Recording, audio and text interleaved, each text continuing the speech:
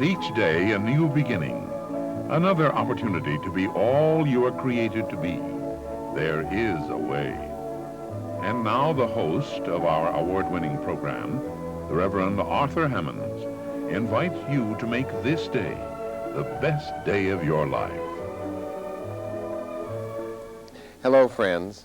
A prominent Irish clergyman began his Sunday sermon with these words: "The person who makes no mistakes in life does not usually make anything."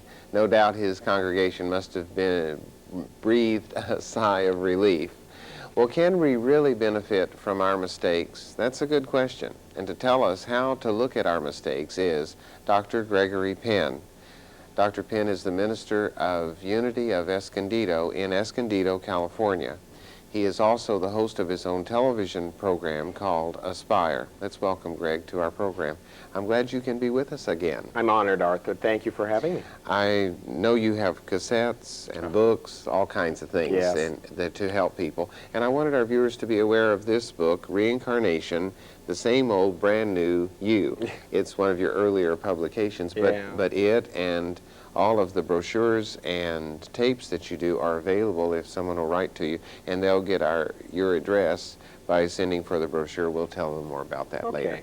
Now, what is a mistake? The very word, I looked up the word mistake to talk about it with our viewers a little bit, because everybody makes them.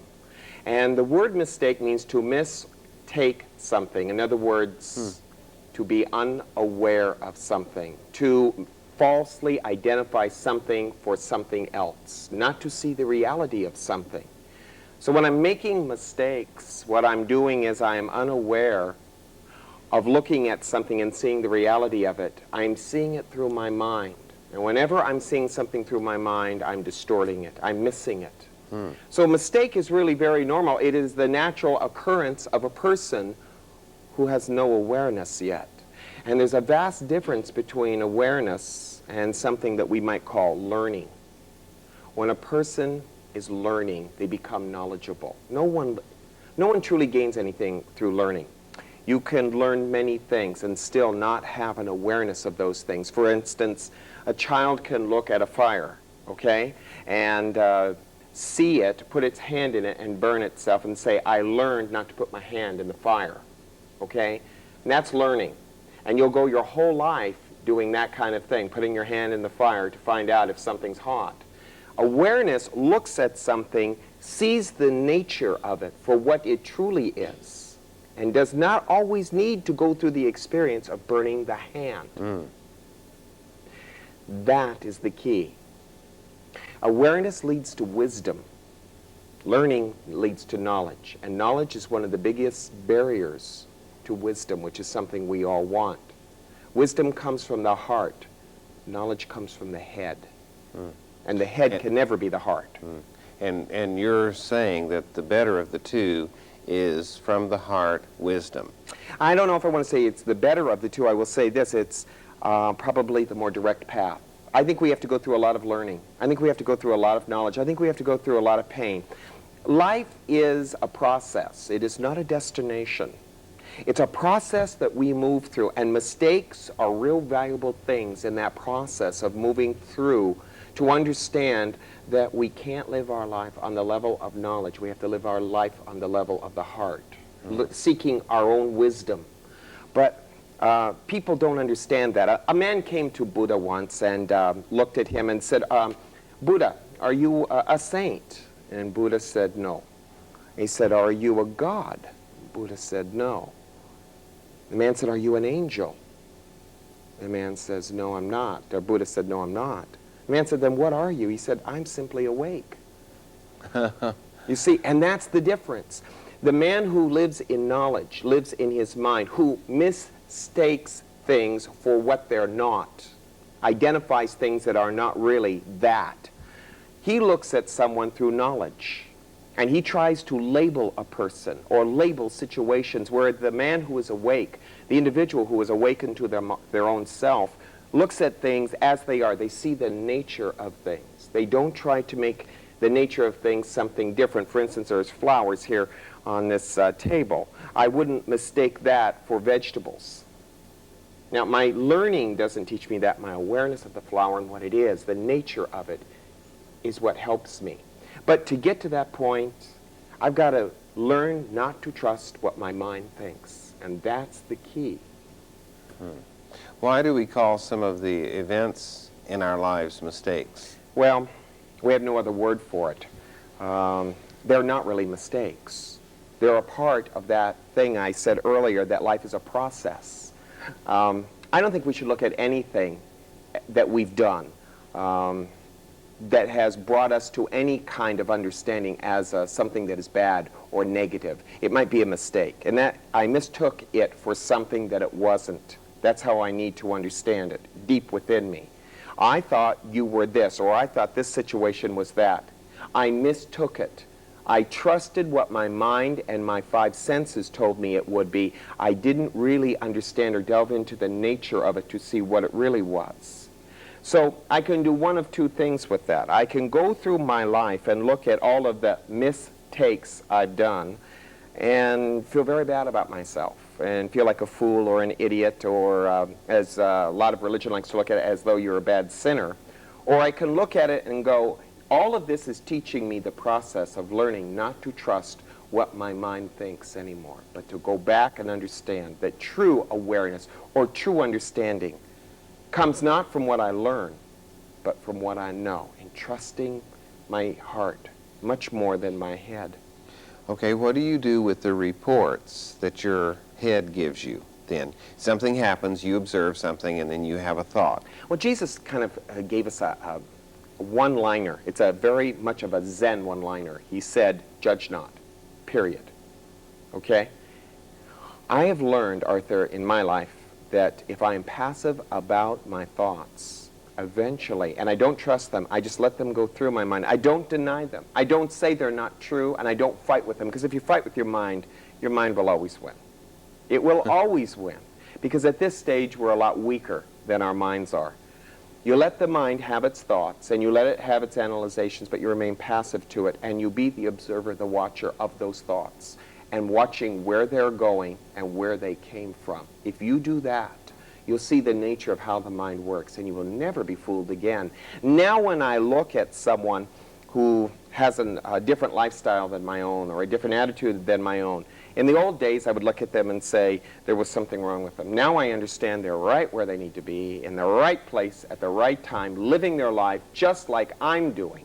And there is no difference between myself and them. I'm in preparation for some TV programs on Aspire, and we're going to go down with the homeless. And I've been spending time in Balboa Park with the homeless, getting to understand them, and I ask them questions, so we're going to go down and film them. And while I was down there, my attitude was, who are these people? In them, Arthur, I found a lot of me, a lot of you, and a lot of our viewers. There's no difference.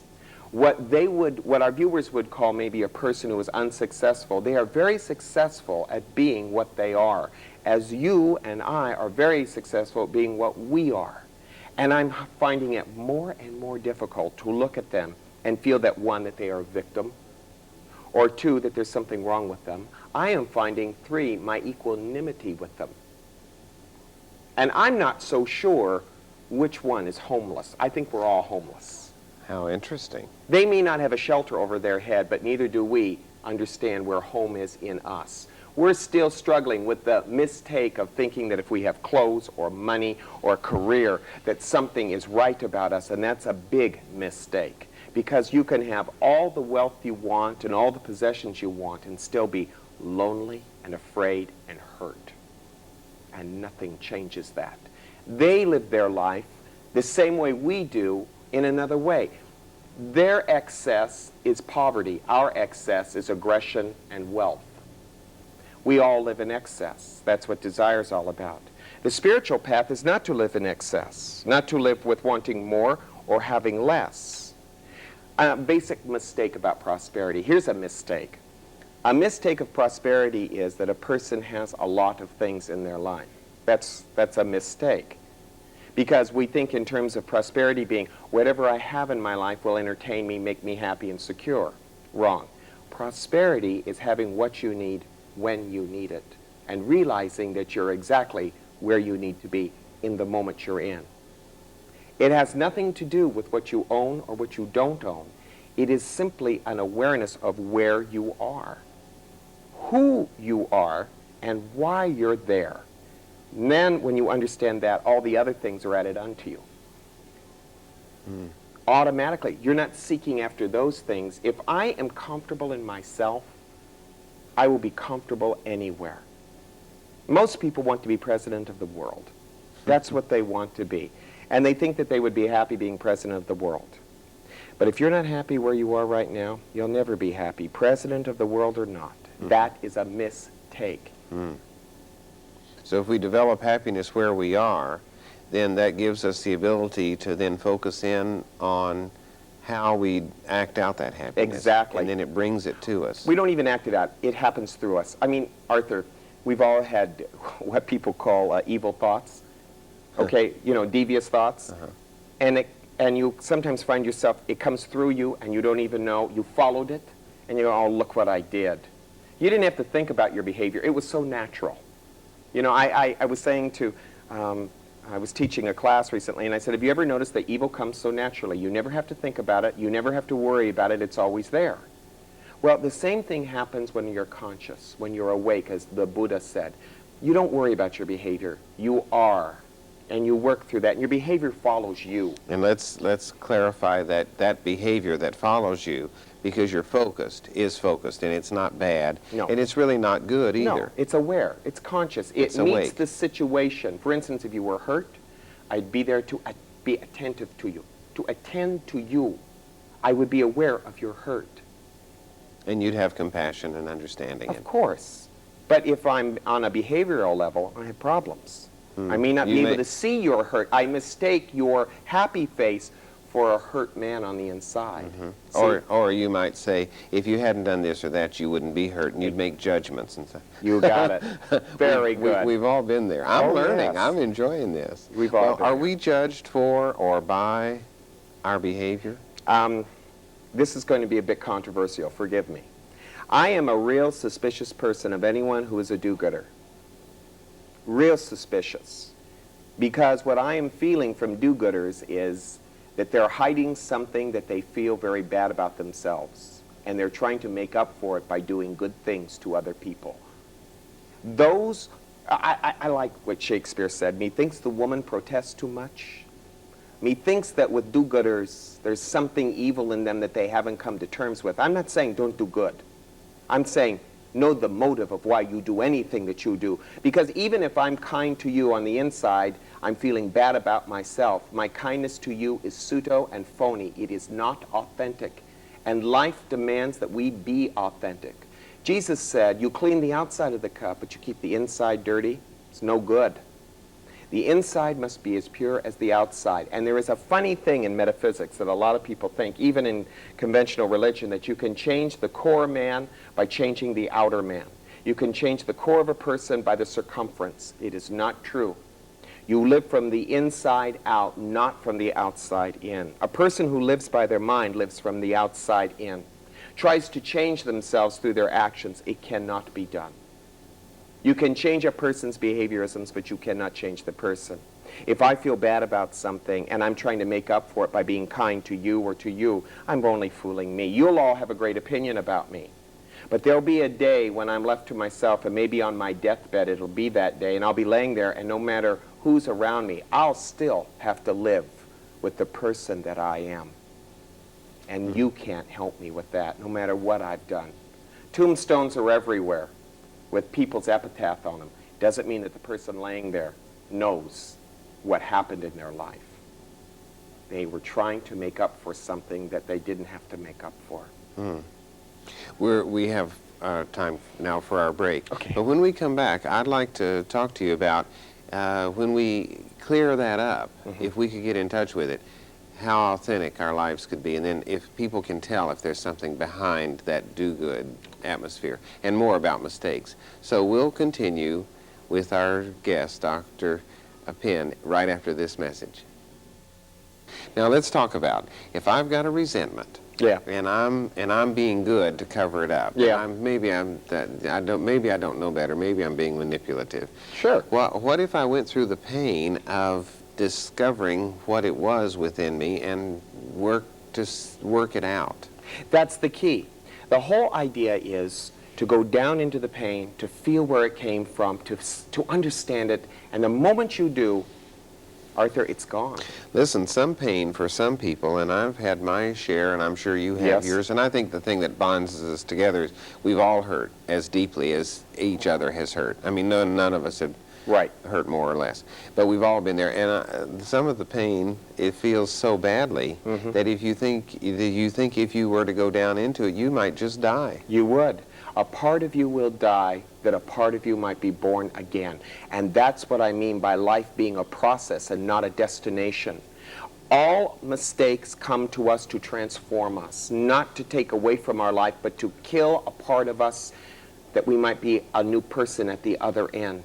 You're not the same person you were when you were a baby. When you were born, you went through adolescence, and then your babyhood had to die in you. And then you went through childhood, and then your childhood had to die in you, and that probably hurt. And then we went into our adolescence, and that had to die. And then we go into adulthood, and we go into many different phases of that, and that dies. And if we are really good, we will learn about what it means to be a child, an infant, an adult, and all of that. We will combine it together. We will see what all those things mean. We come out the other end, and we are aware, a very empowered person. Most people come out bitter because they don't let go. They don't know how to let go of their childhood. They don't know how to let the child be raised, healed, and then released. So right now, for most everybody, including you and me, a part of me is dying. I hope a part of us is dying. I mean, in the process of meditation, you are awakening to one thing and dying to another. And then a part of us is being born, is coming into life. Constantly. Eyes are waking up slowly but surely. Well, then, back to this judged by and for, Yeah. or by or for our mistakes. Are we judged by them or for them? Probably by each other, not by God. I know that there's a great religious movement out there that loves to frighten people, and fear keeps people in their minds, keeps people in control of. God does not judge someone and then criticize them and then condemn them and then try to hurt them. No way. We are probably judged more by us. I think the judgment day is the moment when I come and look at myself and go, Gregory, this is what you've done with your life. Here it is. That's the big day. The day when I come and meet my maker, which is me. And that can be at a time of divorce or death or any life tragedy that I might be facing. All of a sudden, that's the day of my judgment where I see myself. Real simple stuff. For how you got here because of the way you are. The way I live. And how you can get where you're going next by the way you can be. Yes. Is that... It's more or less allowing life to flow through me and trusting life enough to have its way with me, to process me. Okay, then how does a person look at his or her mistakes? You have to look at them as some sort of what I call divine opportunity, okay? Maybe we should go to some of the how-tos at this stage and sure. look at that. The first thing we want to look at is, yeah, it's on our brochure. And the first thing is to allow for mistakes, to allow. And I put the word allow, not to make, but to allow. You've got to allow yourself to make as many mistakes as are necessary for you to process. And that means that you don't hide your mistakes like kitty litter. You allow your mistakes to be there. I am not a perfect person. I tell everyone that. I don't pretend to have all the answers either. I know my process very well. And I also know I make mistakes. I allow for them. I don't make excuses for them. I don't try to justify them. I don't try to rationalize them. I allow them to be there. Here's one, here's one, here's one. And if I'm rationalizing them and I'm judging them or I'm trying to hide them, I'm not dealing with them. I'd rather have them come to me and I'd rather sit in them and look at them. And you know something? Mistakes aren't so bad. They're pretty good things. And I found out, as far as I'm concerned, that I'm an expert at them. I make them and I don't even have to worry about it. What a great way to look at it. I allow for them. I apologize and I change with them. If I don't, if I'm not grateful for them, if I don't move with them, I'll find no life in them. I'll find no no process moving through me. And life is a process. There is no destination to life. It's a continual process of losing, of shedding, of awakening. What do you do after you allow for mistakes? Okay, the second thing is I put on the thing here is allow each mistake to offer to you a gift. And every mistake offers a gift. It's trying to say something to you. A mistake comes into my life because of my lack of awareness. I mistook something for something else. And now it brings me a gift. And the gift is to be aware that maybe a camel is a camel, and a snake is a snake, and a person is a person. And that one of my great insights, one of my great gifts has been love. It's given me. Every mistake I've made has shown me how to be tolerant with everyone. And I used to be very, very intolerant, more so than I even am now. And I'm finding tolerance is the first step towards compassion, and compassion is the second step towards love, and then love is unconditional. But it has taught me a deep sense of tolerance for all humanity, especially for Mr. Penn, who needs it more than anyone else. So when something hurts, I let it hurt me, and I see the gift behind it. I open my eyes. I don't shut my eyes and go, I don't want this in my life. I want it there. It is there. I want to see it for what it is. That's very valuable and helpful. What's the next step? Allow yourself to be forgiven. And I put in the brochure, because God always forgives. Okay? I have a hard time with this bumper sticker I see that Christians aren't perfect, just forgiven. I personally, this is my point of view, not Arthur's or anyone on this program, I have a hard time with that. Because it sounds like a sect of people are only forgiven because they are Christians. And I'm saying Christian, Jew, Muslim, Buddhist, everyone's forgiven. If we weren't forgiven, look at all the tragedies, the wars, the Holocaust that we have been doing to each other on this planet. And not once has the rain ever stopped or the sun not shone on us. We've had the opportunity for life. Nature continues on, and that's God's forgiveness. I need to constantly forgive and be aware of the need for forgiveness for myself first, and then for other people. Okay? That's very helpful. Well, I don't know if anybody really buys that. You know what I mean? Well, they better. I don't know. But yeah, I think and that's a mistake. You can't buy it if you're up here. You can only buy it if you're down here. You know, a little more centered. What's the last step? Future mistakes. You have to develop, everybody needs to develop a sense of humor and an ability to cry. If you can't laugh and you can't cry with your own life, if you can't go with the seesaw of mistakes and failures and what we call successes and all of that, if you can't cry, you can't laugh, and if you can't laugh, you can't cry. You need to do both in this life. Jesus laughed, although we never see him laughing because religion would never have their master enjoying himself. But we saw him cry. He wept, and I'm sure he laughed and had a good time and laughed over the silliness of human error. One must be balanced. If I work every day at doing two things, Arthur. I sit in my office and I work very hard to cry, and I work very hard to laugh. I have my private time. And I sit there and I work up the tears to cry, and I work up the laughter to enjoy myself. You need both. Well, I see this balance, and I've learned about mistakes. I can't say that I can't wait to make one, but when I do, and it won't be long now, it's the law of averages, and this early in the day, but when I do, I'll utilize these ideas. And thank you for bringing them to our viewers and to me, and we'll all be thinking about mistakes differently from now on. Our guest on today's program has been Dr. Gregory Penn. He's the minister of the Unity of Escondido Church in Escondido, California. Please affirm this idea with us. I release all guilt. I learn by my mistakes. I release all guilt. I learn by my mistakes. As we go forth today, let's do it without guilt and with as few mistakes as possible.